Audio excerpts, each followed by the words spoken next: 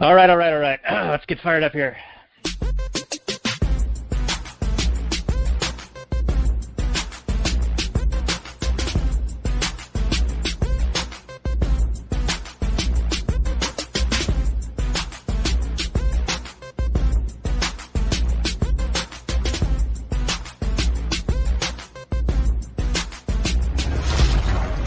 Maximum freedom. Read. Stay on target. Maximum freedom. Stay on target. Maximum freedom. Read Rothbard.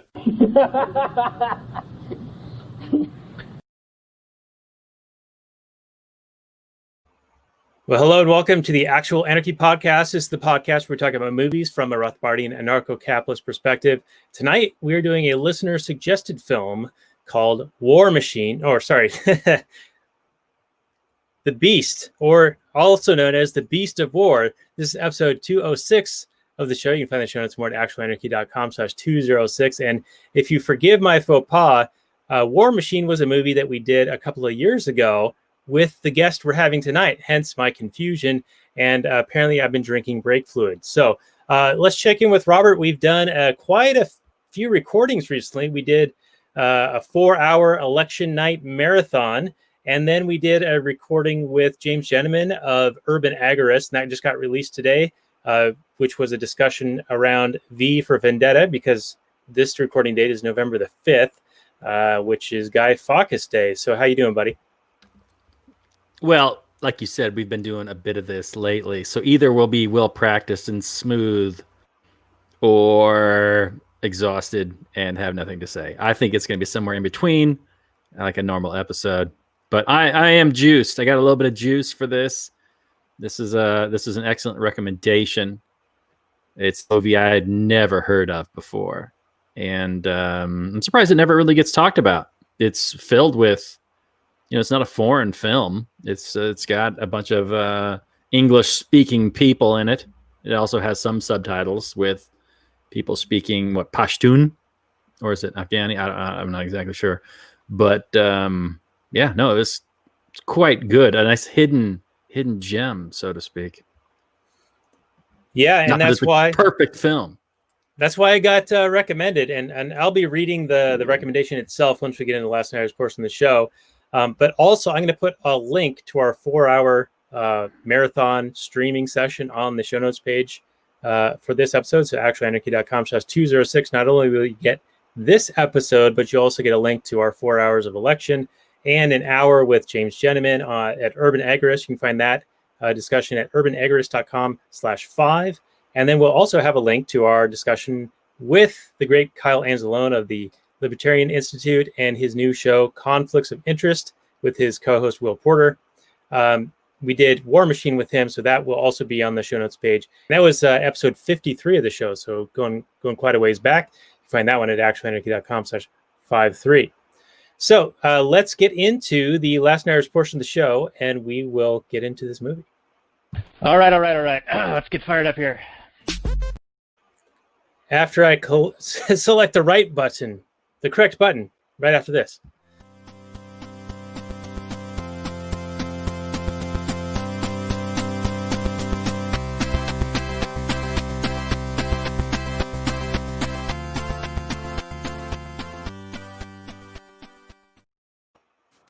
Hey everyone, it's Daniel Elwood and Robert Paul Johnson. We are the Last Nighters. You can find us at the show notes page, lastnighters.com/149, and also on the Launchpad Media, where they're always launching new ideas in your direction.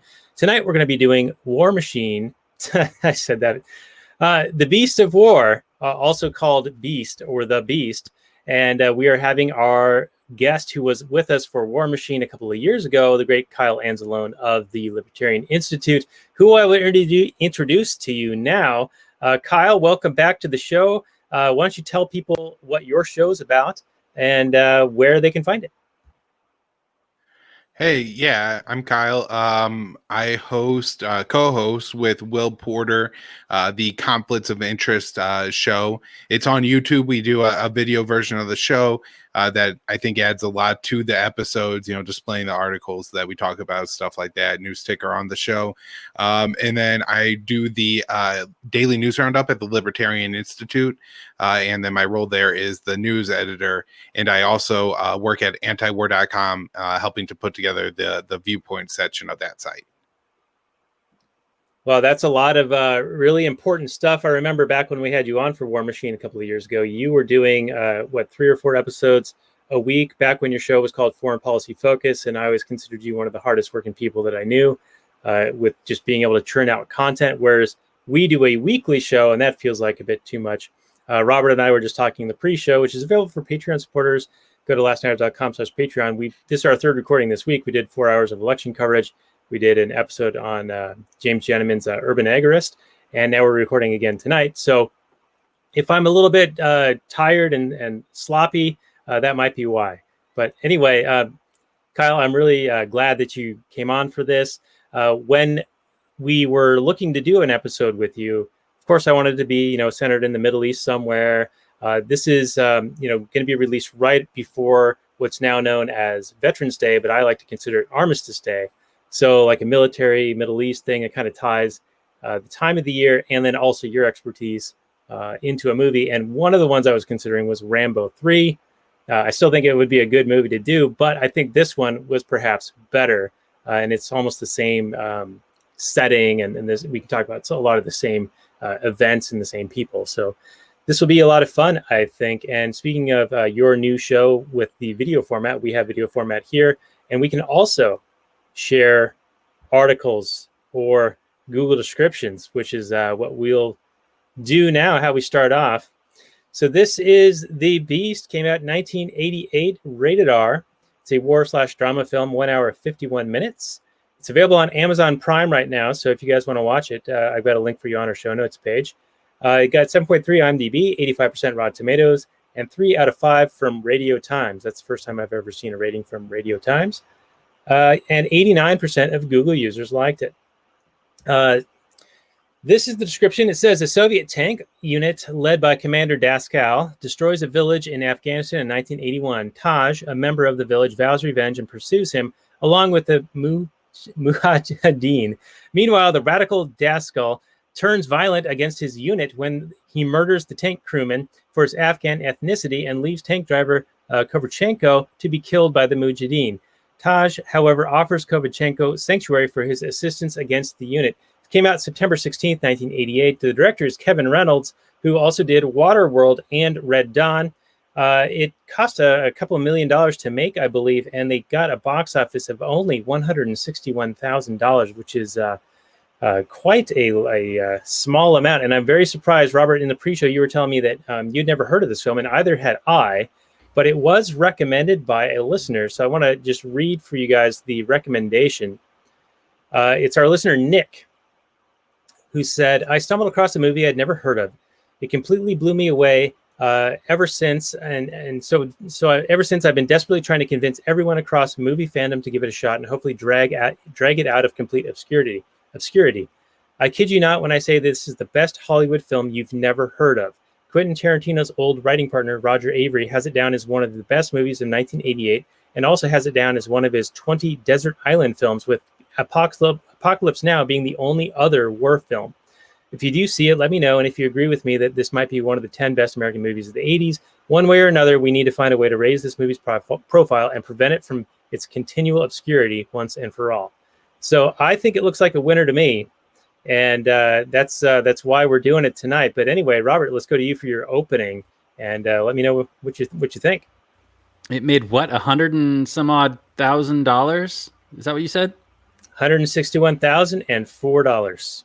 Wow, no, that's criminally low. I wonder what was happening. What happened with the marketing campaign? Whether they just wanted to dump it on the market and without any kind of push.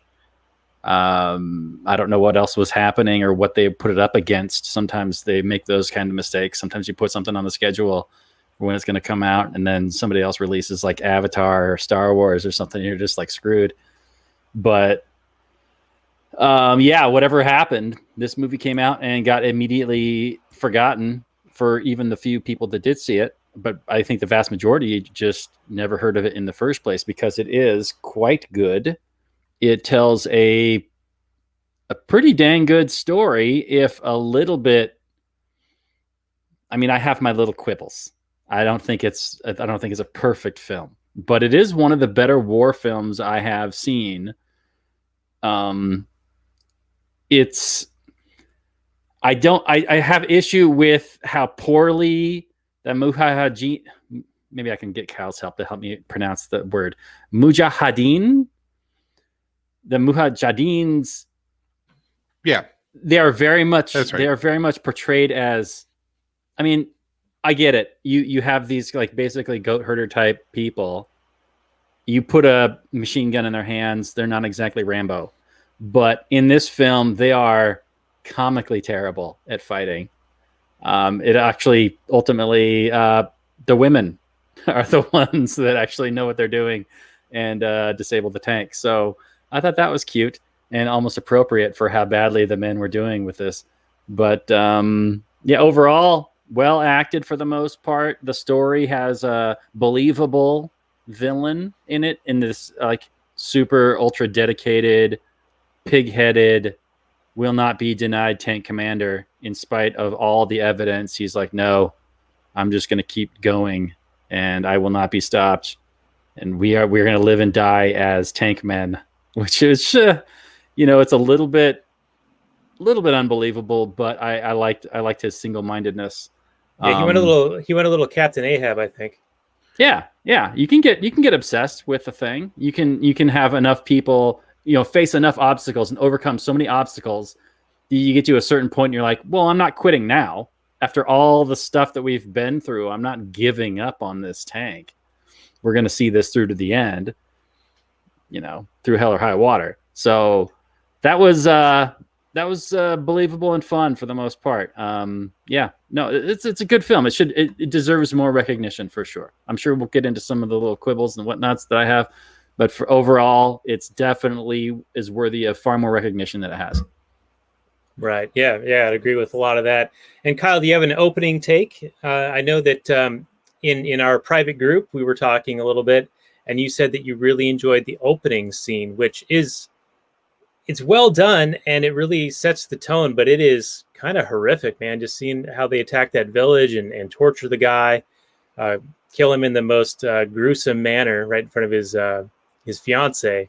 It's pretty rough, but yeah, it certainly sets the tone. And what's your take?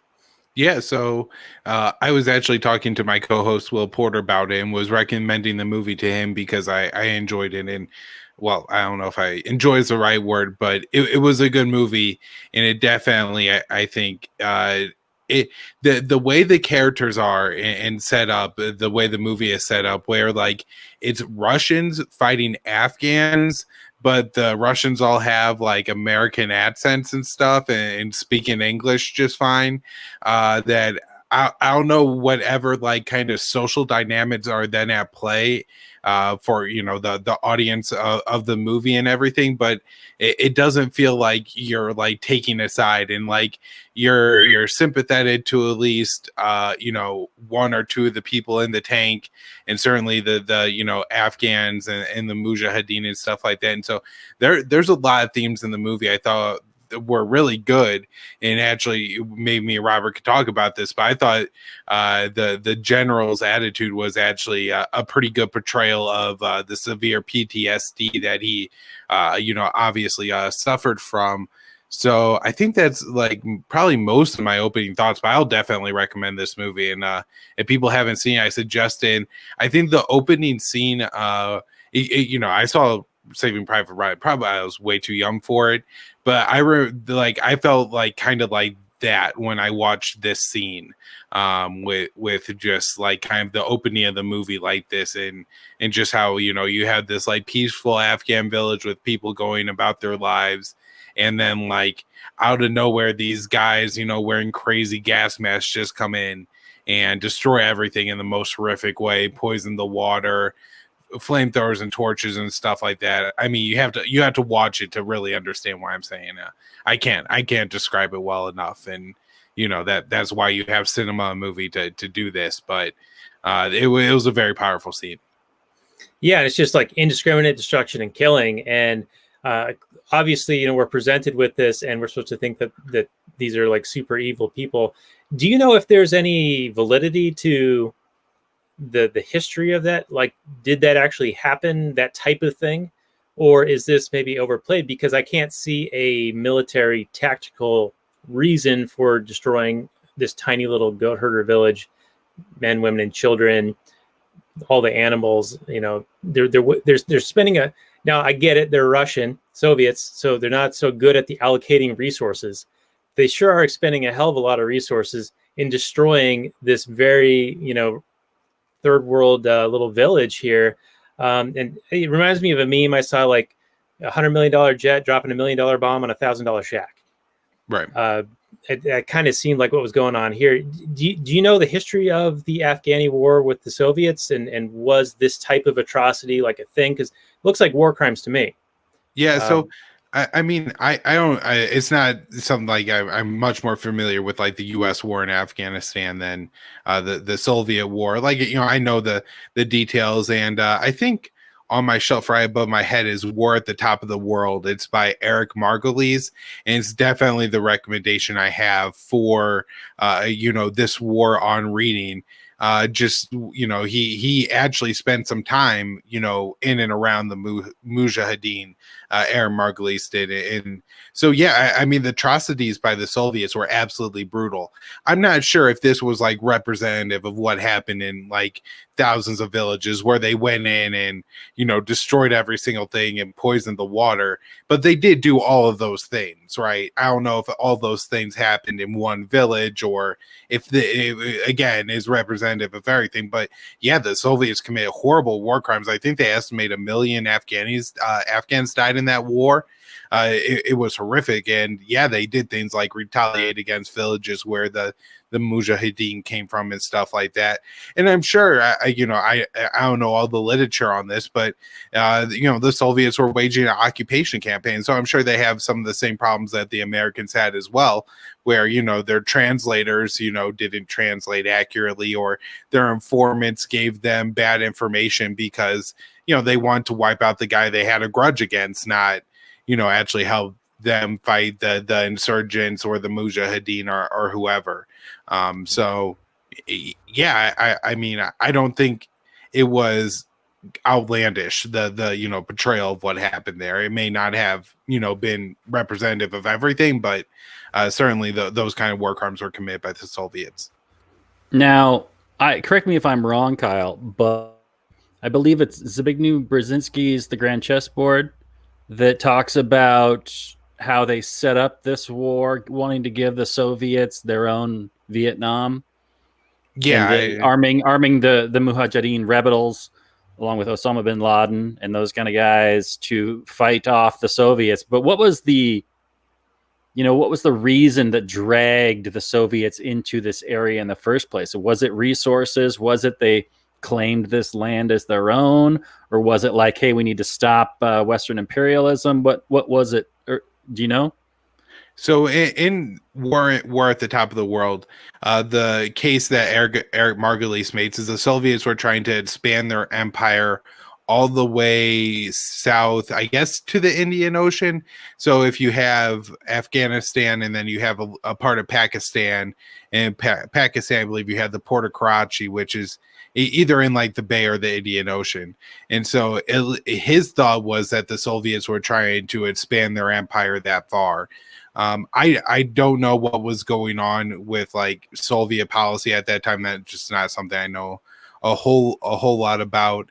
I mean, it could be, more or less the kind of the same just thing that got the Americans there, is that, once you have some reason to go in, you just get stuck forever.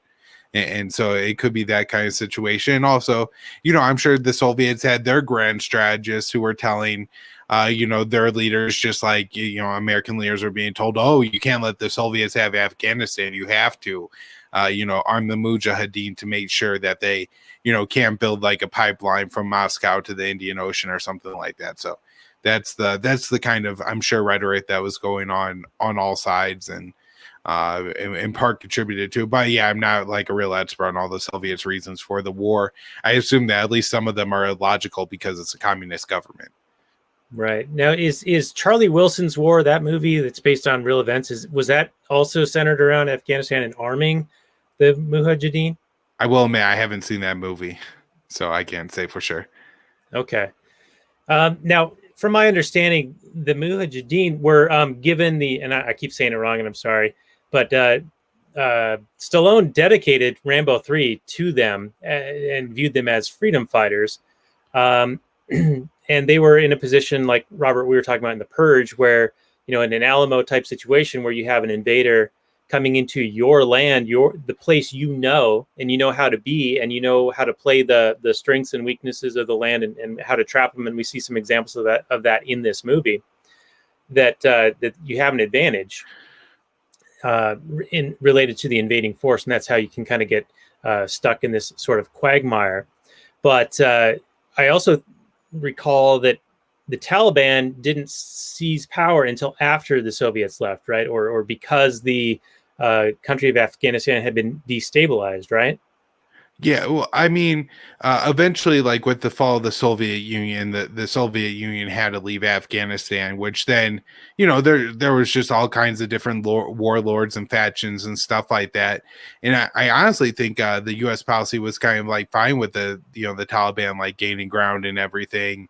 It wasn't until like the Osama bin Laden thing that the Taliban being in charge of Afghanistan really became an issue for the Americans. And so, I mean, I guess, yeah, it's in part because the Soviets left that, you had the power vacuum, and then the Taliban end up, I guess, winning the war. I'm not exactly, a great history on the Afghan part of the Civil War there, where it's all Afghans fighting each other, or at least for the most part. But, the American weapons were there, and I'm sure there was, Soviet remnants and stuff like that left over that they used to fight each other.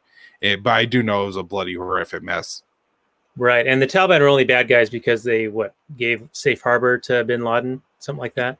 Yeah, I mean, this is a concept that's addressed in this movie, which is interesting. Is like heavily addressed and plays a role in the movie, but 13 years before 9/11, and it's the like Pashto honor code. It kind of says that you seek revenge on those who turn against you, but if somebody comes and like asks for aid, like you're required to give that to them. And so that is kind of the position that the Taliban had on Osama bin Laden. Was after he left Sudan, he came and sought refuge in Afghanistan, and they felt honor bound by their code to give him that refuge, just like, in the show that the Afghans give to the tank driver eventually. So, or in the movie there, they did that. So, yeah, I mean, I thought that was like a really interesting part of the movie, and just showing like how committed the Afghans are to that code is important. Although Scott Horton documents in his book Fool's Errand how even with that code being in place, there were apparently a couple times where the Taliban tried to signal to the Americans that you could go ahead and take out Osama bin Laden, like he's not under our protection right now.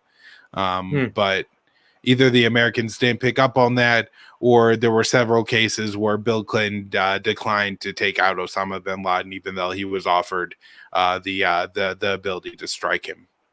And this was before 9/11, but after like the 94 tower bombing?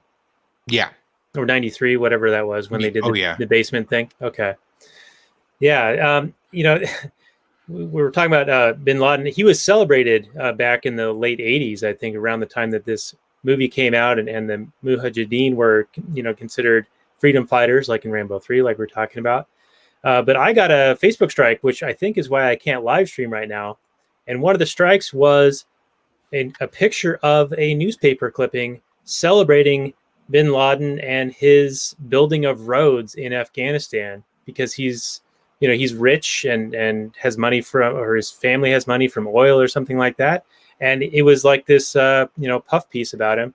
Well, I got a strike because it's a dangerous character or dangerous individual, something like that. So I've now had my account limited for posting a newspaper article from 25 years ago or 30 years ago. Right. That has a historical importance. That's crazy. Yeah. Yeah. Like I'm a little bit torn. Like, yeah, I don't want to like have a bunch of Hitler stuff, but you want to know who the guy is and what he did, you know? Right. So you got to be able to see that. Otherwise, how are you going to know? Right. Well, you know, like at the same time, they'll put out these studies and say, oh, you know, enough American school children don't know that, you know, 6 million Jews died in the Holocaust or something like that. And how that's like scary and terrifying. And then everywhere in the culture, you censor anything related to Nazis. And it's kind of like, well, they're not going to know about it if you're, you know, censoring it everywhere. And if you're, you know, just taking it, if it plays an important part of history, like allow it to play that part of history in our present culture. But if you censor it, it won't, and then people won't have the, you know, correct historical context for it. So they want it both ways. If people have bad ideas and bad arguments, then counter it with better arguments, not censoring. Like, I don't know if it was in the pre-show bonus content, but you were talking about they're censoring Trump, and he's, you know, trying to contest these election results, right? And so there's all these ideas out there but they're being kind of shut down and censored, and so people are shielded from it. Like the Hunter Biden laptop, so many people didn't know about it because that news story got shut down. It got censored by big tech and big media. I think the New York Post was the original outlet to try to report on it, and they got shut down for it. So it's really interesting to see where things are going. Just in general, it's like the war on information. I remember Alex Jones, you say there's a war on for your mind. Man, he was right. Yeah, Alex has been saying that for decades, man. He's been saying that for decades, and yeah, he should get props for that. But instead, he gets memory hold just like Hitler and Bin Laden, apparently. I kind of want to go back to what we started with at the beginning of the film, and how the intro is quite brutal. It is amazingly brutal. Basically, just for the disparity in effectiveness of fighting, right? I mean, you've got this guy, this tank battalion, basically just slaughtering, not battalion, sorry, single tank crew, basically in a shooting gallery with essentially defenseless victims. I mean, technically you could say it's in a war and they're just hitting some kind of soft target. It's debatable on what exactly the target is, other than just this little goat herding village. I mean, when you go and you put cyanide in the water and you set, you know, people on fire that pose no threat to you, it looks like the My Lai massacre, right? So as a viewer, we open with this, and it's, you know that the movie's going to have to do a lot of work, a lot of good character work to get the audience on board with any of the people in this tank being like deserving of anything but horrific death and retribution and violent death. So it is kind of a, you know, they go with the infighting, and they show the resistance to this tank commander, and then of course he executes his own man in the river because he claims that he's a traitor of some kind. He has no evidence. He doesn't say it. He's just like, well, he's got a feeling, and yeah, he's going to kill us. I just know it. And he's an Afghan, so he's expendable. Right. And he's an Afghan, so, you know, screw him. Whatever. That's what we're doing here. We're killing Afghans all over the place. So what's another one? But the guy's like, hey, I've lived in Moscow for like decades. My family lives there. Why would I jeopardize, you know, my family to betray you here and now? He has actually a fantastic argument. And the tank commander doesn't have zero argument. He's just like, yeah, I don't care. You're a traitor. Mm-hmm. Yeah. I'm in a position of power. And if anybody contradicts me, I'll kill them too. Yeah, there were a couple of like somewhat ambiguous situations that got blamed on that Afghani guy, but they were viewed in the most uncharitable light by the commander. Right. And I think like the first situation was like the loading, or one of the rounds was a dud or something like that. And then later in the movie, there's like a little part where I think it turned out to be something that the gunner was doing. He was turning brake fluid into some kind of alcohol and drinking it by fermenting it. It was a crazy process, but I guess it like actually could kind of work. I did a little Googling on that. But anyways, something in that process had actually caused the shell to misfire. So, you know, that was something that the commander then blamed on him. And then another time, I think there's just something that happened and then, you know, the commander blamed that guy. But, you know, it was something that I thought what just was interesting to me is how expendable like the translators are. And, you know, that just to bring to Chelsea Manning and Julian Assange, you know, they released the Iraq word logs. And in there was an example, at least one of some U.S. snipers that had their translator with them. Their translator was walking up behind them and scared them and they shot him.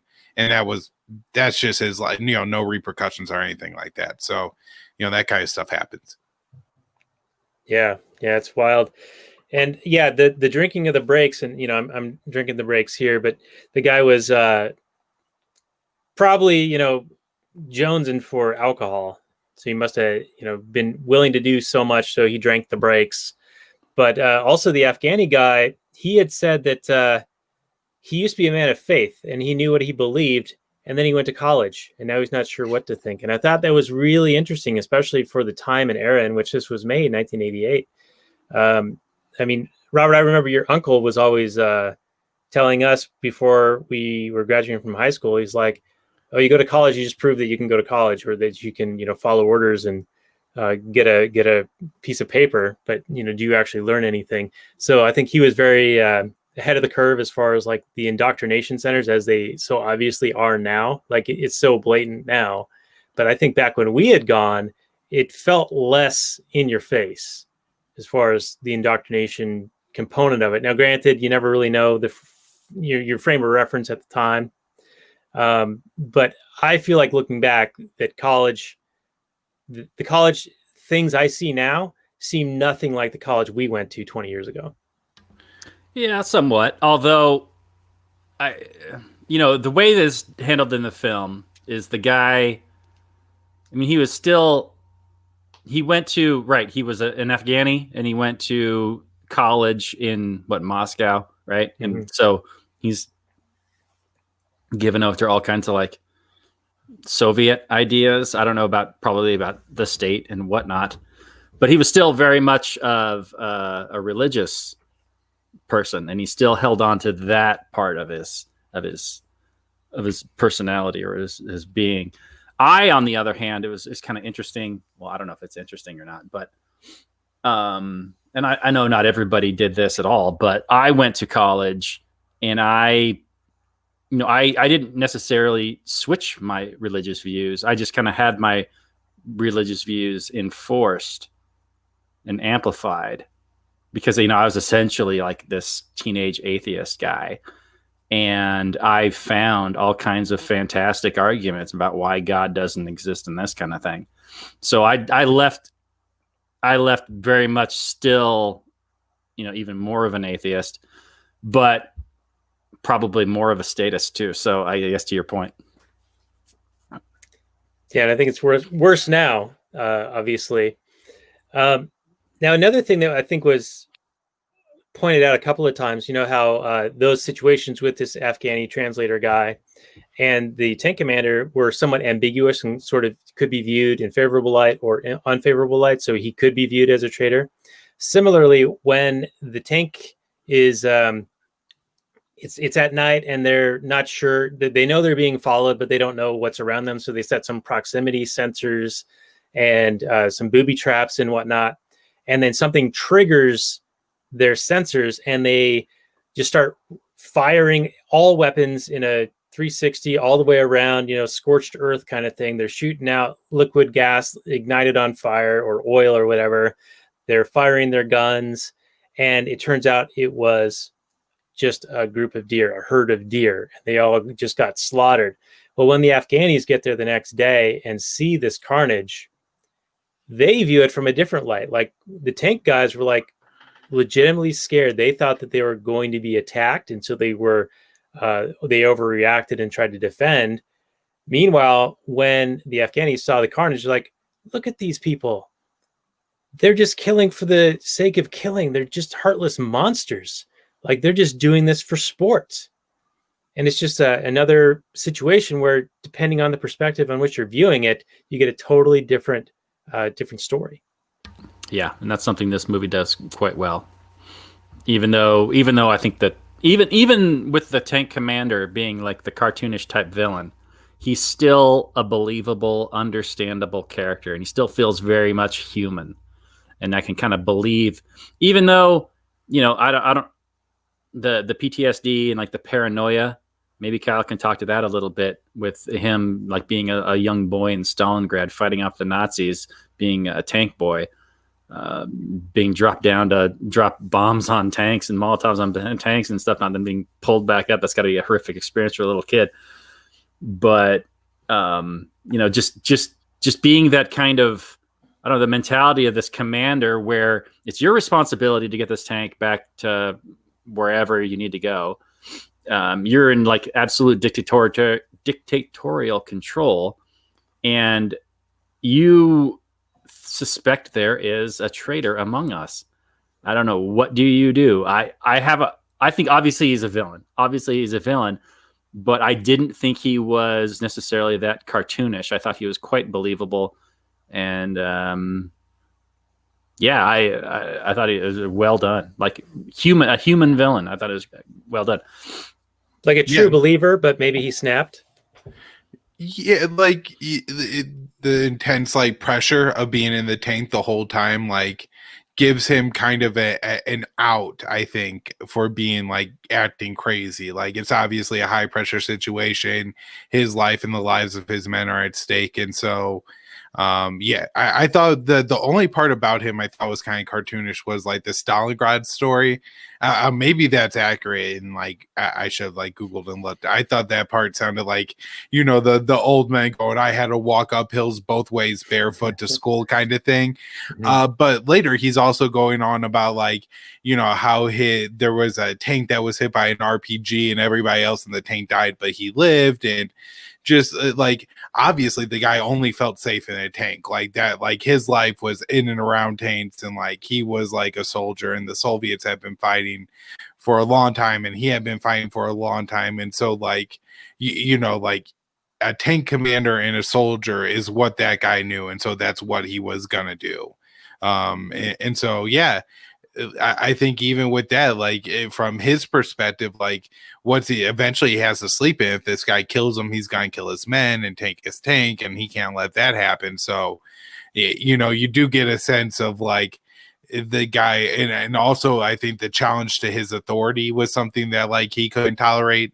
And that part I'm sure was like, it just felt a little bit Soviet to me, was like the pecking order, the whole thing, and everybody being so afraid to step out of the line. I mean, I imagine it's a lot like that in the U.S. military too, but I don't know. You had to imagine if all those crazy things were happening, somebody would have said something beforehand. But maybe that like kind of just the Soviets acting like robots kind of thing I had in my mind. Yeah. Let's talk a little bit about the differences between the armies and the propaganda. Like, so I have in my mind, maybe this is just basically because due to propaganda, I don't know, but that, you see enough war movies of American soldiers running around and being like, leave no one behind, and we're going to go in and save that one guy or that one platoon, and we're going to go and rescue those people. And we're going to, we're not going to let anybody die, that doesn't have to, and don't leave them in the hands of the enemy and whatnot. But in this movie, the Russians at the very end of the film, where they're in the tank and the tank commander's like, what is it? When it's a moving tank, it's a tank. When it stops moving a tank, it's a bunker. And then when you're out of ammo, then you're a hero or something like that, right? And then he goes to kill himself and everybody else. And that just seemed like a very, like, I can't imagine the U.S. military having that policy where they're going to go home and tell, they're going to go home and tell the families that, so-and-so died, the hero. But I can't even imagine, even in boot camp, that they're like, okay, this is the policy, guys. you're going to go in and you're going to go kill yourself when you're out of ammo. What do you think that was realistic? You know, or is that like total propaganda? What are your thoughts on that, Kyle? I mean, I buy it. Maybe I buy it because it's good propaganda. I don't know, but I mean, you know, when you don't have a lot of religion really, and you know, you kind of erase God from your society like the Soviets did, and then, you know, instill the highest you know, meaning in life is to help the, you know, Soviet Empire expand. And the tank driver, you know, or not the driver, the general or commander of the tank there certainly believed that was the case, you know, that the most important thing in life was to fight for his nation and his country and to expand the Soviet Empire and do his role in it. I mean, I don't see that being all that different from the Japanese kamikazes or something like that. So it didn't particularly surprise me. I would guess that, you know, they probably don't want to, you know, him might realize that if he gets captured that the Mujahideen could fillet him or something like that. I don't think he really thought the Soviet Empire is going to negotiate for him back or anything like that either. And so, you know, once you hit the end of the road, you don't want to like actually lose to your enemies. And you know, maybe there's a little bit of taking the Hitler way out too. And you know, and obviously in the movie, it's not like every Soviet was programmed good enough to do it. The 2 of the 3 tried to, you know, stop him. It's just the one guy that's trying to do it. So that, I mean, that's impossible to me. Right. Okay. Yeah, and then the you know, not leaving anyone behind. Well, they killed their Afghani translator, and then they left Kovanchenko tied up to the rocks so that the dogs could eat him. So it certainly didn't seem like they had a code of honor that they were following that had that type of vein to it. I was surprised that they did leave him out there to just, I guess, die of dehydration and being eaten by the rocks or by the dogs. The grenade. Yeah, the grenade. Well, the grenade if he tried to move. If he slightly moves his head. Yeah. Right. Yeah. I mean, that was messed up. And I didn't understand that the animosity between the commander and Kovanchenko until he killed the Afghani guy, and Kovanchenko was like going to report it. Because, like, did you guys understand what the friction between them was? Like, I guess Kovanchenko had already been like busted down a rank previously for something else, maybe that they sort of alluded to, but it wasn't like made it explicitly clear. But they didn't like each other. And then when he kills the Afghani guy, then he's like, well, I'm writing this up in the reports, and, you know, you killed your own man. And then whatever else happened at the end of the canyon, or the, what do you call it, where they were trapped in the pass, or like it was a box canyon, right? So they couldn't get out. That's when he tried to tie him up, because he said he was being treasonous. And I thought it was a fairly realistic and innocent question, like, hey, what are we going to do, because we're almost out of food, we're almost out of fuel, we're almost out of ammunition, and we've got these guys following us who don't seem to need any of those things, and they're going to kill us. Yeah, no, it seemed like a perfectly reasonable thing, but I can see from the commander's perspective the need to maintain morale even in the face of all known evidence. So to focus on those negative things might be not the healthiest thing to do at that time. But from a realistic standpoint, yeah, well, why are you killing me for just telling the truth? That's just, yeah. What do you think that does for the morale of the other guys? Like, oh, right. This guy questioned me at all with legitimate, you know, questions, and I'm tying him up to rocks with a grenade behind his head.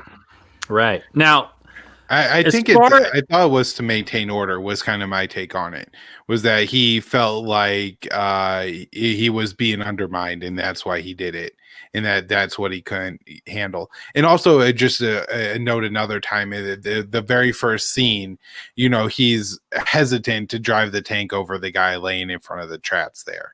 You know, I mean, he does it right on the order of the general, but he is hesitant, and he's friendly with the translator, I think, are the two things that really that feed the general's paranoia, or not the general, the commander's paranoia.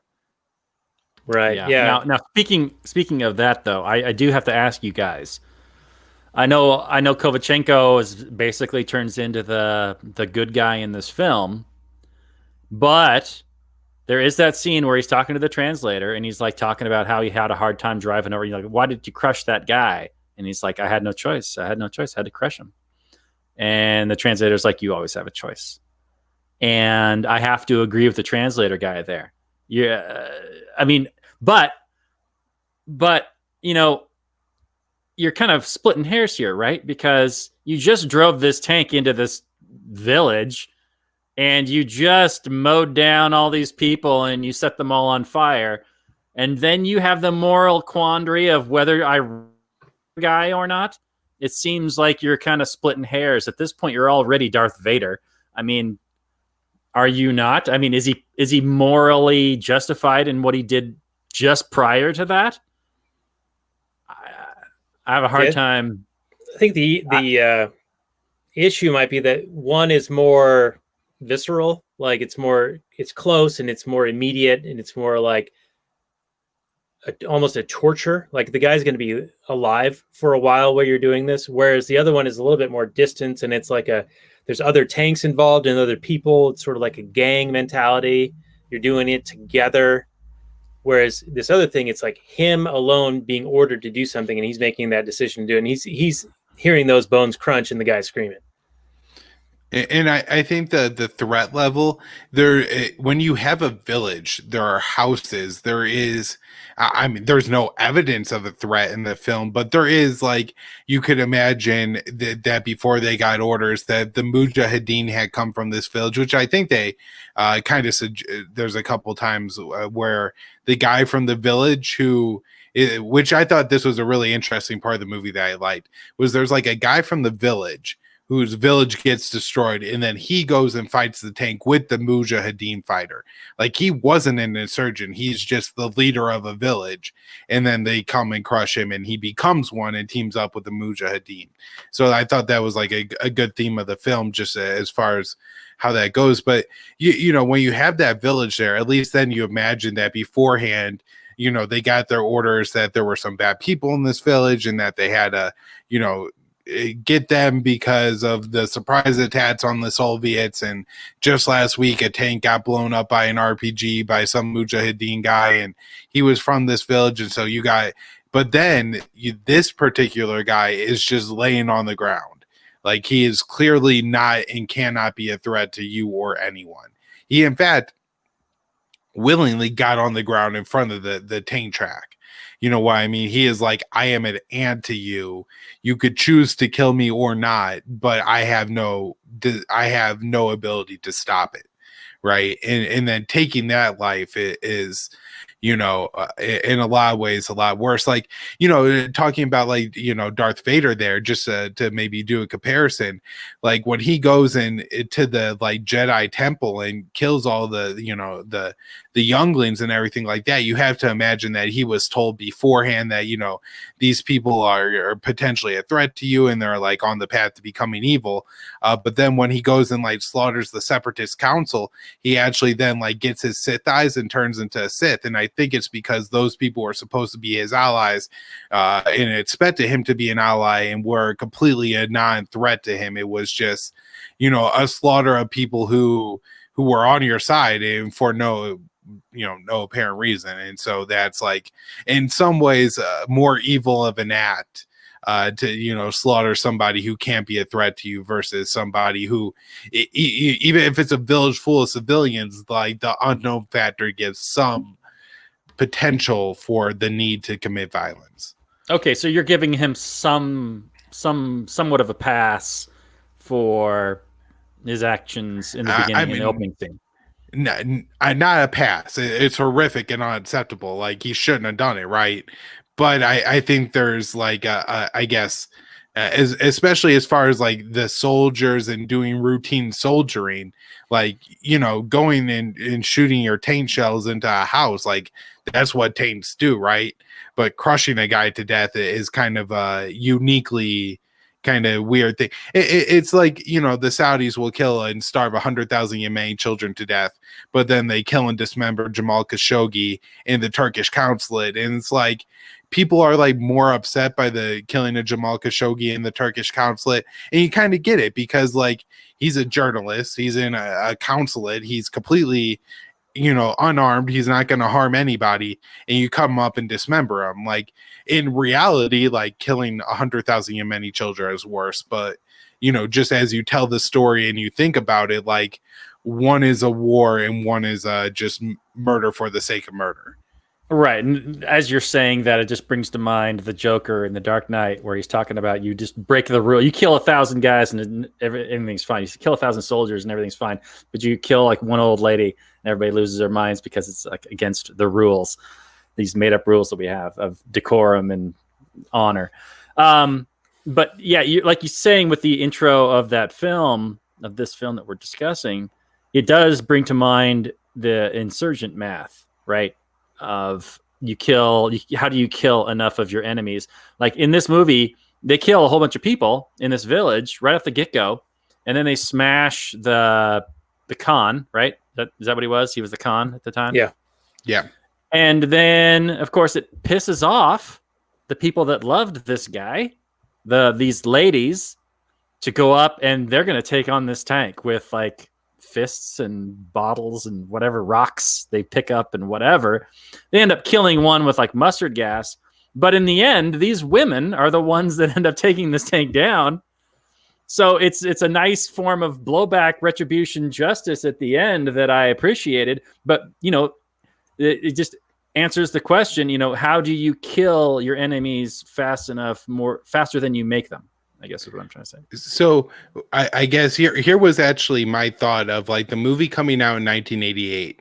And so watching it now, like, especially because the German or Russians have American accents and, speaking English and everything, like it really feels like not exactly. It could be like a movie of the U.S. Afghan war, but like you could imagine, and like, especially knowing as much as I do about it, a lot of these kind of things like happening and unfolding and all the analogies to the current Afghan war.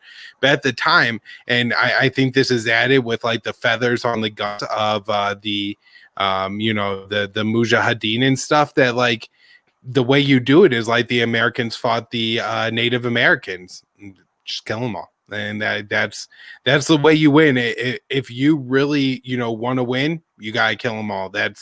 I'm not like advocating for that. I'm not suggesting that that's the solution. The solution is just not to fight and leave and let those people live their lives. But, I think that's what you're talking about. If you want to win counterinsurgency, I think you have to kill them all. And look, like this is a completely absurd thing that I'm saying.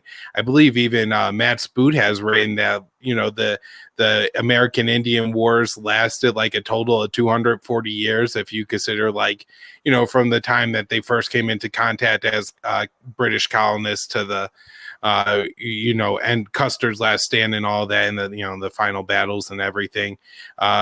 Almost all of them were killed. They lost all the territory they had. And, Matt said that, the war in Afghanistan may have to be as long as the American Indian War. And at that point, I think you're talking about the same thing. You just have to kill them all. And at the very least, kill the culture completely and anybody unwilling to give it up. So maybe, you still can have Afghans after this, but they're all going to be like the translator, right? They're going to have to be people who are indoctrinated well enough into that Soviet culture, but this American culture. If not, the other option is to leave and let these people live their lives. So on one side of the coin, it's leave and don't get entangled, and the other side is genocide. Yeah. Which side are you on, Kyle? I don't know. I do get, paid by antiwar.com. So I'm just gonna let You're y'all in the pocket guess. of bigantiwar.com, huh? That's Okay. right. Yeah, the big bucks come to the anti-war people. The Raytheon money, we can't turn it down fast enough. Everybody is saying that, man, I love making money off of bombs, but what I really want to do is donate money to end the wars. Yeah, well, hey, that's a good segue. You guys at antiwar.com have a place where people can donate money. Is there a link to that? Yeah, I mean, there's one on the antiwar.com page. There's one at the Libertarian Institute page. I know both of them do the Amazon thing as well, where, if you do your Amazon shopping through those links, they get a kickback. So either way, donate there. I also have a Patreon page if you want to donate to me directly. It's actually for our show now, for me and Will. So patreon.com/conflicts of interest. But yeah, support all those things is all real important. Right. Yeah. Totally agree. And the Amazon thing I have set up for the Mises Institute. I'm a big fan of the work that they do there.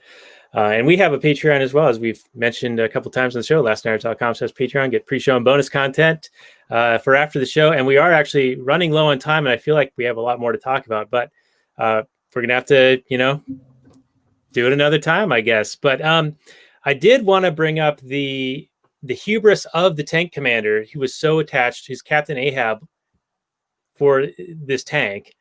When he was given the option of rescue, and his men were given the option of rescue by the helicopter, they were out of fuel, leaking oil, lots of problems with the tank. I think one of the wheels was cracked that drive the treads. And the two remaining other guys, the guys he was commanding, were like, couldn't get on that helicopter fast enough to get out of there. And he was like, no, I'm not leaving this tank. Get back over here. And he threatens to shoot everyone in the helicopter, kill everyone to prevent them from taking that avenue of escape, because he wasn't willing to leave the tank. Now, we sort of talked about his PTSD and his kind of his drive to, like, his identity is to be this tank guy, and he's not willing to give it up. Even when he realizes they're in a box canyon and they can't get out, he has to go back out the pass the way he came. And so he takes the fuel that, for whatever reason, they have fuel that could operate in the tank on a helicopter. I think they don't use the same type of fuel. Also, I was reading that a tank will run for like under 5 minutes on a gallon of fuel. So how much fuel could they actually have carried in those jugs? Like 20, 30 gallons, maybe? So what do you got? A half an hour to an hour of fuel? That's not getting you out of that canyon. I'm sorry. So that's a little bit unrealistic, but they had to make it kind of be this thing for the story. But the thing that really, this was almost poignant, was that those helicopter guys who'd offered them rescue were seeking water. And when we find them again, they had taken water from what the tank guys had poisoned, and they were all dead. And I just thought that went to the unintended consequences for their actions, for doing evil shit and not seeing what the effects downstream are going to be. So yeah, it was just an example of the horrific actions that are demonstrated in the film, and it ended up biting them all in the ass. Yeah, I thought. Oh, go ahead. Yeah, I was just gonna comment on the end of the movie, because I thought there was a point in the movie that was kind of weak. It was like from the time that the tank ends up like and realizes that they're like cut off by the gorge on. I like, the helicopter shows up and then he like turns it back. Like, I mean, I guess maybe he was the highest ranking person there and everybody just fell in line. But I feel like somebody would have been able to overrule that call by him. Like, I believe they had a helicopter on the radio. Do you think they could have been like, oh, no, you have orders to return to base or something like that? But right, and they had a gun on there, too. Right. So I don't know. I thought that part was like kind of clunky. I thought them finding like the people in the helicopter that they just happened to go the same little water hole.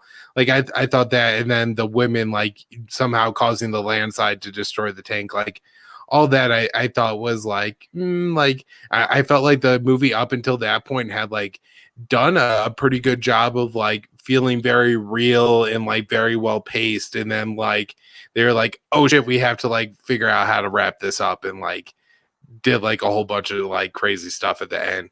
I mean, it was like kind of action packed, like, running with the RPG and all that stuff. And like, in some ways you could see like how he was like training the Mujahideen on the run. And I thought all that was like interesting topics to explore and like, get into a little bit and concepts to have in the movie. But yeah, the from that point on, I thought was just like the weaker parts of the movie. But at least they did show like consequences for your own actions and how like doing reckless things and dangerous things in a country that's not yours could come right back and bite you in the face.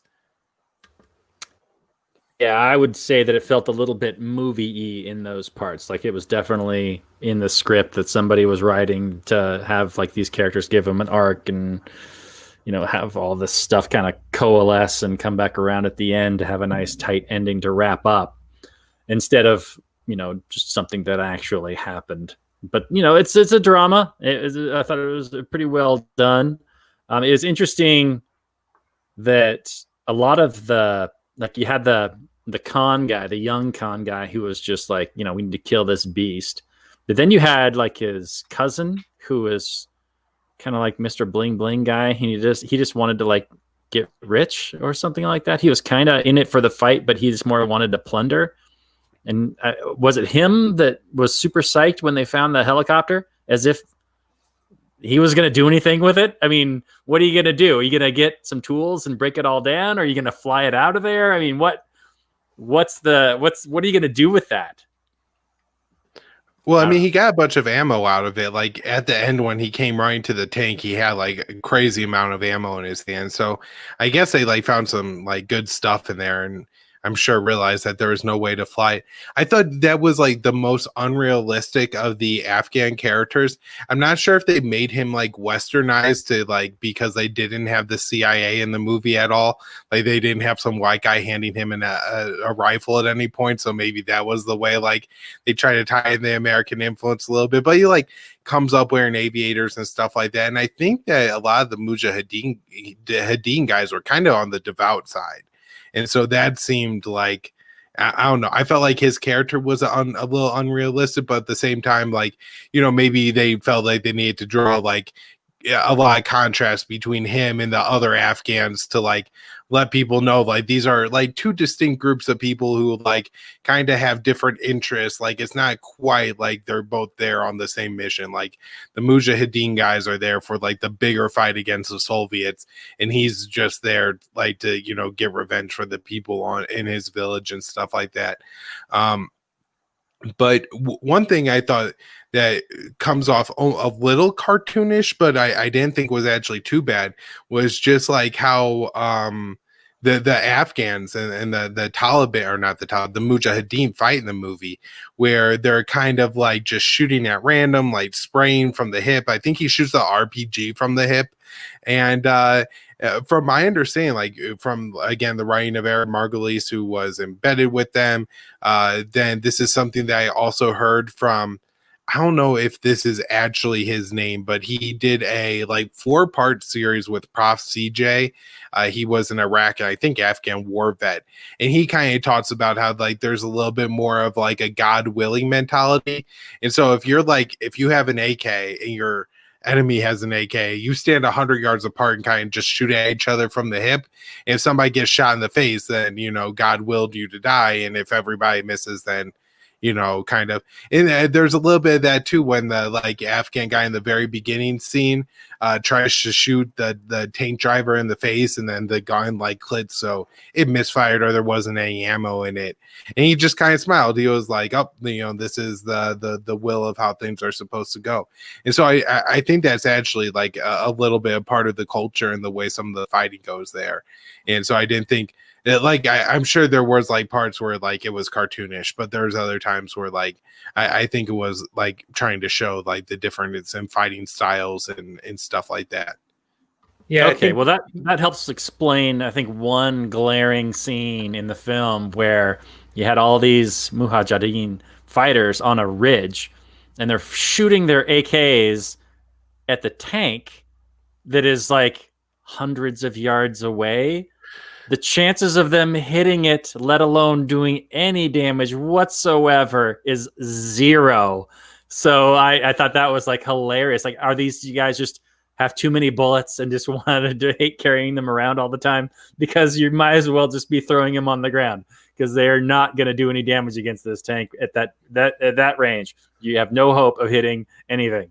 But if, as you explain it, hey, maybe it's the will of God whether or not they're going to hit something and do damage or not.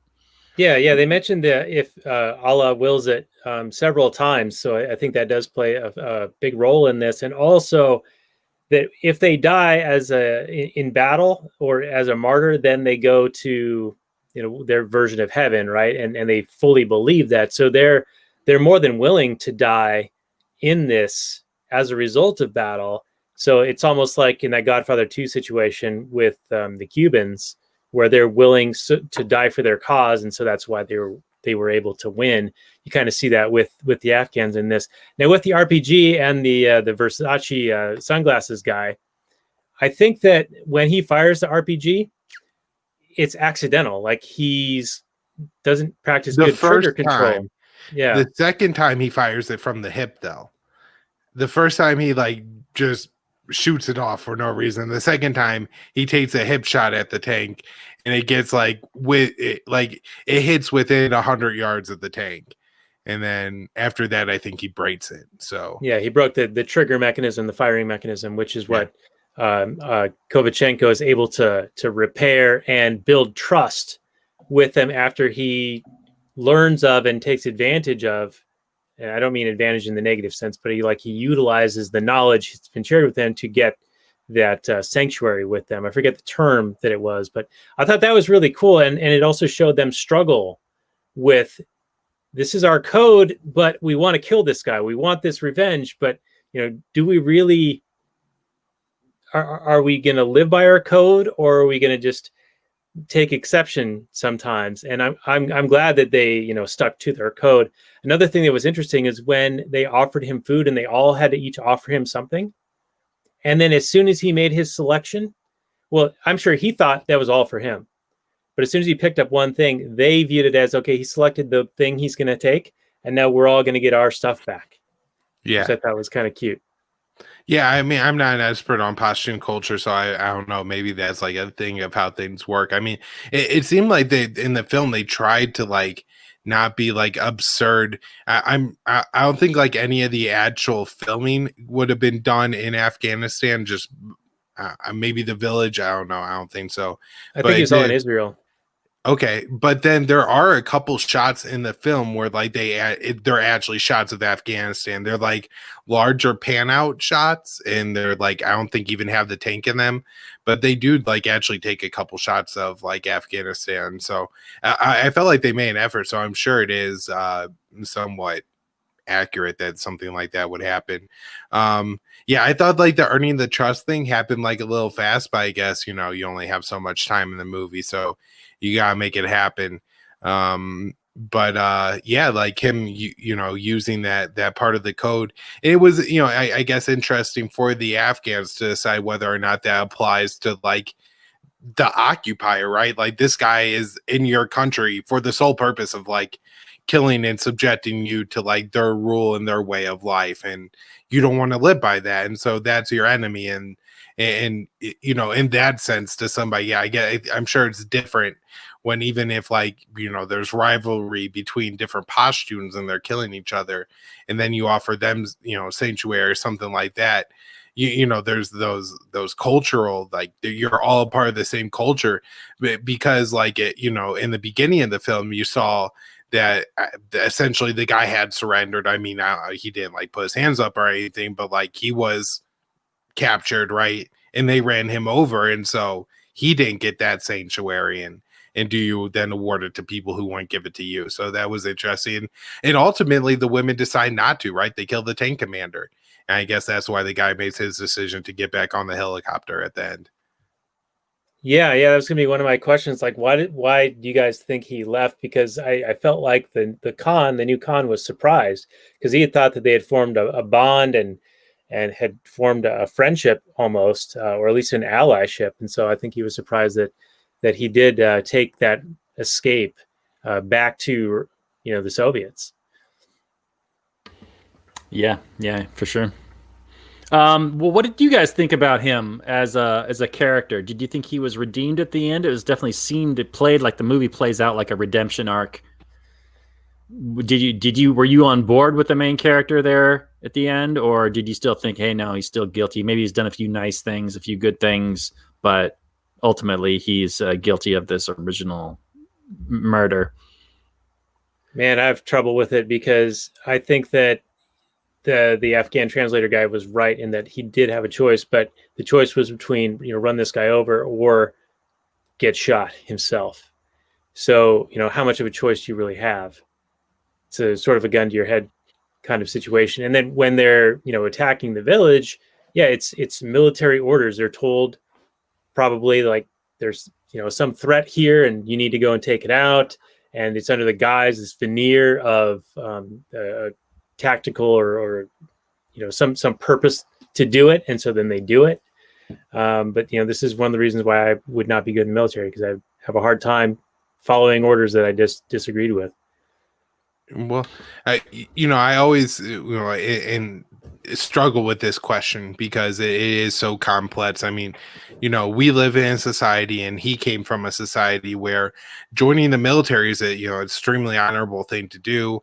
You're going to defend your country, your homeland, and that's what you're taught to believe. It's not like that's something that you could like choose to believe. It's not like you're becoming a Nazi or something like that, and you're like finding this obscure reading to go along. I mean, I grew up in like Missouri, so like it was like indoctrinated like in school from early on. I mean, we are writing letters to soldiers in second grade and sending them, remember America boxes in third grade, all kinds of crazy stuff, right? And so in a way, like if everybody or almost everybody this guy is ever going to come into contact with tells him that the right thing to do is follow orders and do what you're told to do in the military, then he's gonna feel and seem crazy be outcast as a criminal for going against those orders. And so in a lot of ways it's very hard to be like, yeah, like he's guilty of the most cruel kind of murder, but he is. And and then as I cast judgment, I do always remember what Tom Woods says. They had that meme where everybody's doing the Nazi salute and they circle the one guy and they're like, oh yeah, I would be this person. And Tom Woods is, like, oh, well, maybe no, you wouldn't, because almost nobody is that person, right? Like it's really easy just to like be indoctrinated and go along with it. And so it's really easy to cast judgment sitting here on that person or anybody else in that situation. But I don't know. I guess I'm old enough now to have been in places in my life where you kind of realize that like you're doing things because they're told to do, and not because you've thought about it or it's the right thing to do. And then when you come up against that, it's really hard to make the right decisions. And I've never, have had to make those decisions upon like threat, in this guy's case of death, or in another case, of jail time or losing your career or something like that. That's, if you have kids, like it has to be hard as hell. Daniel, I know you have kids. It has to be like absolutely, I guess, terrifying to think about a situation like where you wouldn't be able to feed your kids. And I'm sure there are soldiers who feel like they're in that position where like, their wife stays home with the two kids all day because they're out serving, and what, you're just gonna like get court-martialed and leave your job and leave them to starve and suffer? Like it's tough. It's tough. I'm not saying it's not tough, but it is basically the Nuremberg defense. Like, hey, I was told to do it. I'm just doing my job, and my job just involves, murdering people. So I'm not to be blamed, but doing what I'm told. I mean, you're right. It is very, very difficult. I'm sure there's all kinds of conflicting things going on his head. He's been propagandized his whole life, but ultimately for me, you still have your humanity, and you still have to recognize that, you wouldn't want to be murdered. You wouldn't want your wife and your family to be murdered. Can you not put yourself in the shoes of somebody else and recognize their humanity as you are gunning them down? I understand you're propagandized and your enemy is dehumanized. I get all that. Absolutely. The governments of the United States and the Soviet Union and all these modern governments are fantastic at dehumanizing enemies and talking about how evil they are. But at some point you have to go, what is really my beef with this person? I see myself in him. Can I pull this trigger or not? And if I do, what does that make me? It makes me guilty of murder. Yeah. I think that once he's had that moment where they've tied him to the rocks and to die, that was the point of crisis, where from that point on, he broke that conditioning, started making decisions for himself that were both based on revenge, but also on redemption. So once he built trust with the Afghanis, and he got the sanctuary with them, and he repaired the RPG, and he was like, tank kaboom. All right. Yeah. Tank kaboom. Let's do this. And then he started making decisions that were more on his own. But, he was already on, at that point, he should have been dead. Right. So he got a new lease on life. And I think he started making decisions for himself that were more morally correct, more like he's going to help the guys that, he just blew up their village the day before, but now he sees their perspective better, and he wants revenge against the people who had perpetrated it as well. So I'm definitely Absolutely. my point here is in no way to like defend like the killing of civilians or anything like that. I'll just add that like I'm sure in reality like what would happen before this is like either his convoys come under attacks from the Mujahideen, or he's at least been at the Soviet camp. It says it's the second year of the war there, so it's been going on for a while, and so there are Soviet casualties from this war, right? And like I'm sure he talks to other soldiers who say, "Oh man, the Mujahideen did this crazy thing and killed this guy in this awful way, and these people are just animals." And look, you could like see, like literally look and see, dead, soldiers are amputated, soldiers with amputated arms and stuff like that, and so. I'm sure they're able to make the threat feel very real and get all those responses going in the brain. You know what I mean? Like the brain's a chemical, it's in a lot of ways a computer and a chemical, organ. So, whenever like if you could just look at what's happening in the US right now, if you could get people's fear response up high enough, you get them to do a lot of stuff. And so on top of all the conditioning and the propaganda, you also really scare the hell out of them. And, people will do a lot of really crazy things to alleviate fear. Right. Absolutely. Now we do need to start running this down. We've been going extra long already, but that you just reminded me of a point in the movie where one of the tanks gets attacked, or the village people are defending themselves, and they actually get one of the tanks and kill the guys inside, and then Kovanchenko is trying to save them, trying to get them out, and he's unsuccessful in doing so. But then they take the quote unquote perpetrator of that, the Russian guys do, and they are livid at him. They're like, "How dare you kill our guys? How dare you fight back against us? You are unworthy of fighting us." Meanwhile, they had just killed indiscriminately women, children, men, everything. And it was just this huge disparity in the amount of moral outrage that once you kill one of their guys, they get, indignant, but they just committed these massive atrocities, like 100 times, more frequency. So yeah, it was just, and they're clearly the aggressor. Yeah, clearly. I mean, you're rolling up in their house, and then you get upset that they fight back. How dare you, peasant? Hypocrisy. Exactly. Well, I mean, like, you've been sent from your country, right? You have to go to Afghanistan because these savages won't act correctly. You're there to improve their lives. At the end, I mean, like, you may have to kill some of them, but then the day you're there to stop these, 13th century savages from acting like, cavemen, and trying to bring them and educate them. Look, they brought the translator to Moscow. They gave him a good education.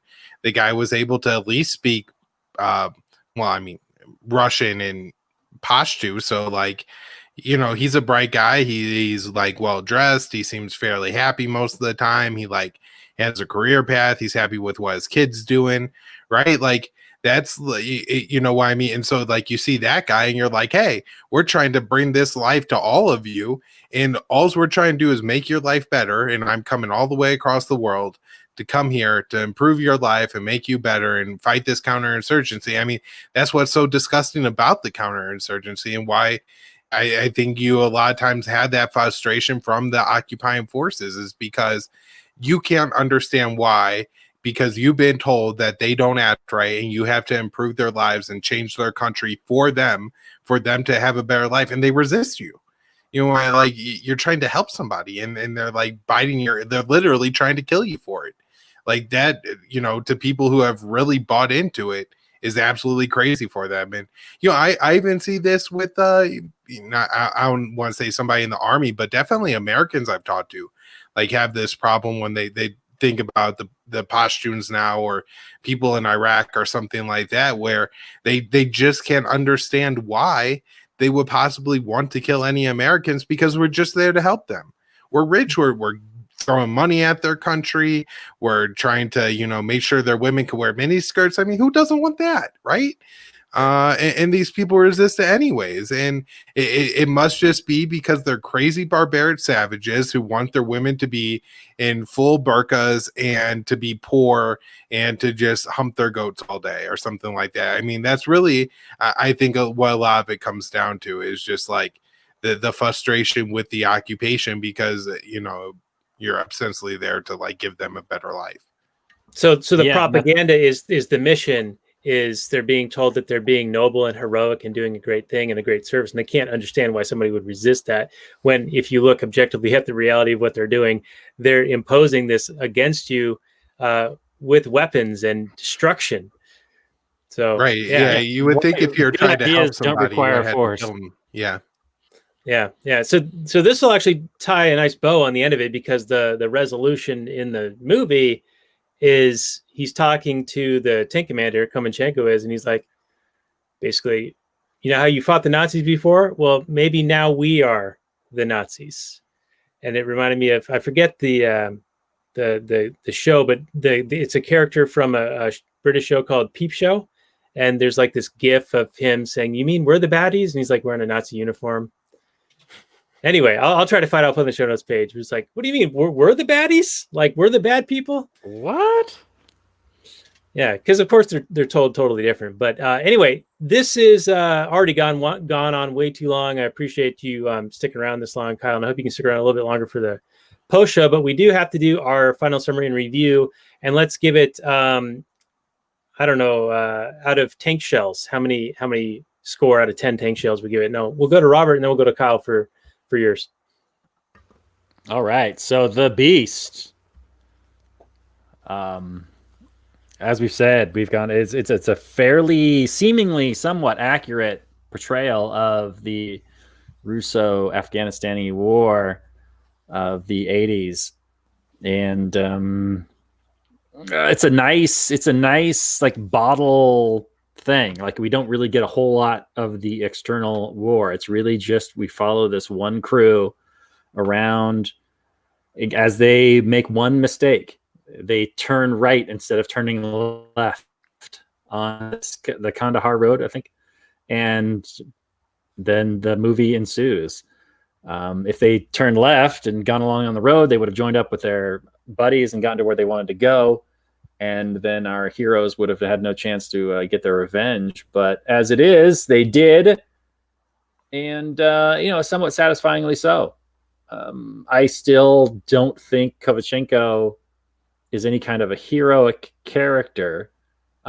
He has somewhat redeemed himself, but he will always carry with him the horrors and the nightmares of the horrific acts that he did commit, and deservedly so. And hopefully that teaches him a lesson. So, this is all well directed, well acted. It's not perfect. I have my issues with the portrayal, the tactics, non-existent tactics. I still think people are smarter, but it does show that, this determined defenders that know the lay of the land better than the invaders do. And that gives them a distinct advantage when it comes to tactics, even though you can't really call it tactics, but at least they can maneuver around the battlefield far better than the Russian tank can, because they don't have their map that is conveniently burned, but I give it to them. And their radio conveniently can't radio out, but whatever. You got to have the movie happen. So this is it's good. It's a good like psychological character study for the most part that I really enjoyed, which is what a lot of great war movies, Apocalypse Now and others, really analyze and specialize in, where you got these people under intense pressure. And to the movie's credit, you you start off with every reason in the world to hate these tank guys, and as the movie goes on, you get, there's way more nuance, and even though everyone in that tank, I think, is guilty of indiscriminate murder, some are more okay with it than others. But they're all damaged goods. They're all soldiers, all being propagandized, and it's more just a fascinating character study. So I give this 8 unexploded tank shells out of 10 that we're all running away from and just hiding behind bushes in case the tank explodes. All right, very good. And Kyle, let's get your final summary and review and your score of tank shells. Yeah, so I guess I'll also go with like 8 tank shells out of 10 there. I thought like on the micro level the movie is really good. So like, the opening scene, the interaction between the characters as they're stuck in the tank, and then the interactions between the different Afghans, the Mujahideen and the tribal fighters, and talking about the Afghan culture and trying to introduce that in the movie is all really good. But as Robert points out, like some of the strategic stuff doesn't make sense. I thought the end of the movie was kind of clunky, and then I felt like there was just like a couple of like I wasn't sure if I liked the kind of band of female characters that seemed to like just kind of be lost in the movie, and then have this interesting thing in the end where they're actually like the most bloodthirsty of them. Like the lady at the end like wipes her face like she's a vampire. I swear, like that's exactly what I thought when she did. So there's a couple issues with it, but overall it's definitely a good movie. I'll definitely recommend it as like an anti-war movie, a movie that even though it's about the like Afghan-Russian war, it really could be about any war, especially any kind of counterinsurgency. And then again, Daniel just pointed out, but I really like that quote at the end. And I had here a big note to mention was, the difference between a defensive and an aggressive war and an occupation, and how that impacts people differently. You could imagine, this kid being the hero of Stalingrad, but is now the Nazi of Afghanistan, because the wars he's fighting are different, and that I'm sure weighs differently on the soul and everything like that. So, good movie. I'll definitely recommend it, but a couple just little problems. All right, very good. Thank you both for your takes on that. I agree. This is a very well done movie, and I actually thought that it was shot beautifully. Like the camera work and the vistas are really great. It does develop the characters quite a bit. I mean, they are doing horrific stuff at the beginning, like Robert mentioned, where how can you possibly think that these characters are going to be have any likability, but somehow they pull it off. You can sort of start to identify with them. So that's just a case of decent writing and good acting. I'm really surprised that this movie is so unknown and that it got such a low box office. I mean, 160 some odd $1,000 on like a 20 or $30 million budget with not unknown actors. I've heard of Jason Patrick and Stephen Baldwin. He went on to do Biodome famously with Pauly Shore. He was also in The Usual Suspects, younger brother of Alec Baldwin. And oddly enough, if you read some of his quotes, he talks about movie reviewers as just wasting their time because like you're not actually creating anything, you're just critiquing something else. I'll find that quote and I'll put it on the show notes page. But I thought it kind of like it hits us a little bit funny because we're doing a movie review show. But anyway, I really enjoyed this. It was, again, one I had never heard of, and I'm very happy that our fan Nick recommended this, and we can raise the profile just a little bit. It is available for viewing on Amazon Prime. If you have Amazon Prime Video, it's currently free and available, so do check it out. We'll have a link to it on our show notes page as well. And I want to thank I got to give it tank shells. I'm going to give it 8.5 frags on this for a score, so just slightly higher than you guys, just because I want to be a little bit different. But a really good movie, and I do recommend checking it out. I want to thank Kyle for being our guest, and we'll also have the previous appearance that you were on for War Machine on our show notes page as well. I recommend people check you out at Libertarian Institute and also at antiwar.com. And then, Robert, next week, we're going to be doing another show, but we're not going to be recording for quite a while. We're going to have like almost a week and a half off, but we're going to be doing They Live with the great Robert P. Murphy, the author of Choice and one of the scholars associated with Mises Institute itself. He was doing the Contra Krugman podcast with Tom Woods until recently, and he does his own show called The Bob Murphy Show, on which he did a review of They Live about a year ago. So that will be part of the basis of discussion for next week with him. I will be pushing back on some of his analysis of the film, and we will have a very great discussion, I think. Great. I'm looking forward to learning more about this Bob Murphy fellow. Right. Yes. Have you read the book that I got you a couple of years ago, signed by one Bob Murphy? No, but I should. I should. But it's back in Stanwood, so I might be able to pick that up when I head over to the west side. Okay. Very good. Well, so that'll be what we have next week. And Kyle, any final shout outs you want to give for people to check out your stuff? Yeah, just check out the show, Conflicts of Interest. It's on all the podcasters. It comes out as a podcast, but I really recommend checking out the YouTube video. We put a lot of work into it and it looks really great. So check that out. If you like it, share it. All right, very good. And I vouch for that as well. I remember when you first launched that, and I started watching them, and you guys do a great job. You and Will are really good with each other. You guys have a nice repartee, and you get a lot of information out in a very short period of time. So it's really good stuff. And thanks again for coming on. I hope we can have you back sooner than we did have you last time. It's definitely been over 2 years. I think we need to get a little more frequent than that. But Robert, what can people do to support what we do here? Other than going to our lastnighters.com/Patreon to give us some dollars to get access to the pre-show and post-show content, which we'll do a little post-show content after this. But you got a few more things up your sleeve, I'm pretty sure. Oh, just Trupster.com. That's all. Just do that.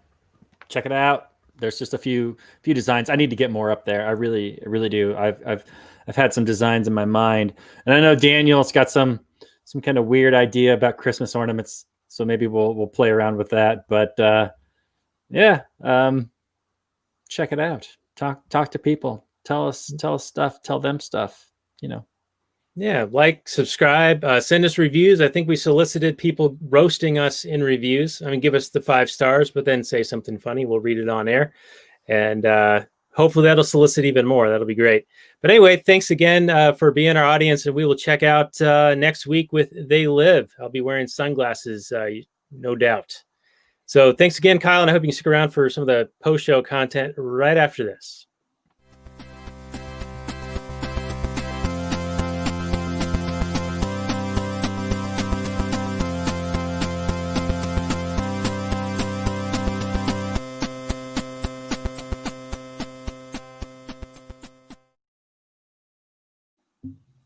All right, and also from the 80s, psych, we're not quite done with the show. We're not in the post-show just yet. This is the final portion of the actual Anarchy podcast. I usually try to save a question, and you guys jumped the gun a little bit. I was going to bring up something about the Nazi thing, but it's okay. I've got another one. This is my backup question. I thought that the speech that the commander gave about Stalingrad and being Tank Boy and how he gave and his fellow soldiers gave and his father fought and he gave and his grandfather fought and he gave, and that's all they ever did. And he was contrasting himself and the good members of the party and patriots of the country as being giving people, giving to the collective. He's contrasting that with Kovachenkow's thinking for himself, thinking of his own individual self selfishly, which I thought was I'm not sure, like, if they're trying to critique the collectivism versus individualism, but I'm kind of reading that into it. What's your take, Robert? Yeah, that's exactly what I got out of that. I know a lot of state-loving people will virtue signal about how much they give to the state because they have lost so much due to the state. And that's a psychological break you don't want to have, where you go, oh, wait a minute, we gave all that. I lost all those loved ones to the state, and it was all for a lie or all for a terrible cause. You want it to be for a good cause. You want to be one of the good ones, and you want to have died for a noble, wonderful purpose. So you better be right about that, or else you're going to have a psychotic break that you will not recover from. Yeah. I'm kind of likening that to once you've committed something like emotionally, then you find ex post facto justifications for it. That's right. That's why, like all the people that have advocated for mask wearing and social distancing, even after all the evidence comes out that it has no effect or no positive effect, and that the virus affects people regardless, and the virus actually isn't that lethal, but people still are pro lockdown because they've already committed to that, and they can't reverse course now and be responsible for all the terrible things that have come out because of that. Right. Yeah. They can't admit they're wrong. And of course, the politicians, the political class who have imposed these things, they have to maintain every vestige of justification. So they can't back down either. But let's bring this back to, I guess, the original question and go to you, Kyle. Did you see that speech was intended to be like this collectivist versus individualist kind of dichotomy presented in the movie? I kind of took it a little bit of a different way. I was thinking more of like a just war versus an unjust war, and how he was trying to take if there's ever a reason to fight a war, it's because the Nazis are invading your country. I think they estimate that the Nazis killed maybe like 27 million Russians during their invasion. I mean, we're Americans, and so we get the propaganda that, thank God for FDR and the Americans, or else the Nazis would have never been defeated. But really, it was Stalin and the Russians that really took it to the Nazis. And the Stalingrad was, it had the Nazis won there, it would have been terrible for Russia, and millions more would have died. And so again, if there's a reason to to be involved in fighting, then that's probably it, to defend your country from Nazis. And he's taking that and applying that like it's the exact same thing that's happening in Afghanistan, that he's fighting the same war, that he's on the same like moral crusade and on like the same ground morally. That no matter how you're fighting for Mother Russia or the USSR, you're fighting for the state, you're fighting for the government, you're fighting for the collective.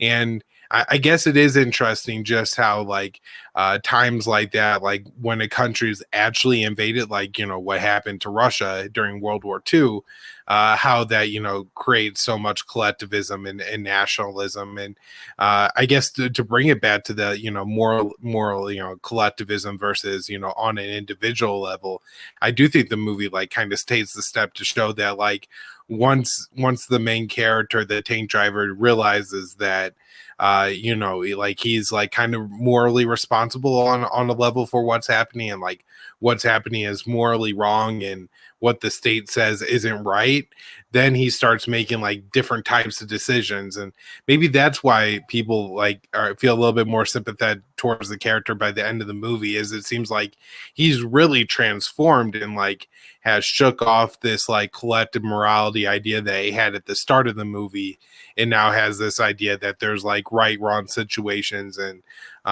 it was right for him to try to take out the tank, and then it was right for him to leave the Mujahideen because they have shown that they don't live up to their honor code either.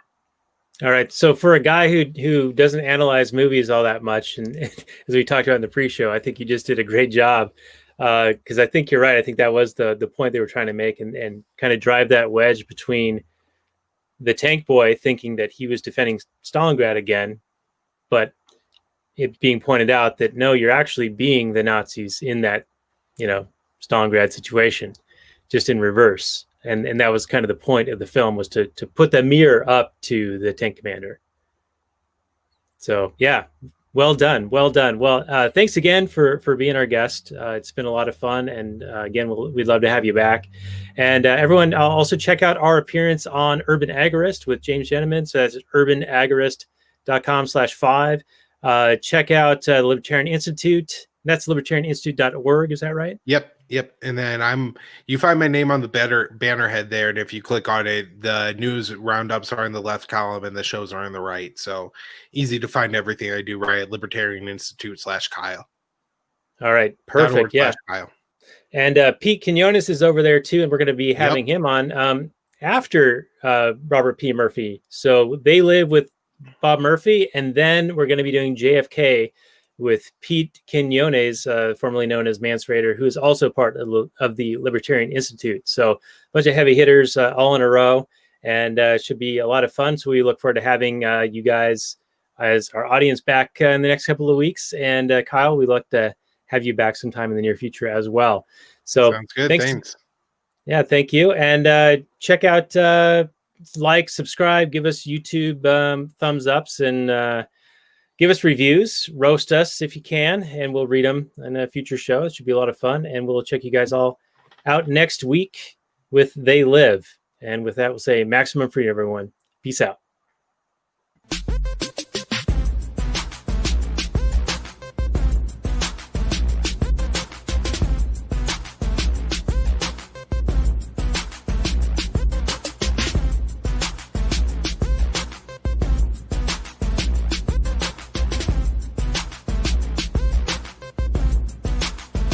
The Chipmunks. CHIPMUNK. We're the Chipmunks. Guaranteed to brighten your day. Do do do do do do do do do do do.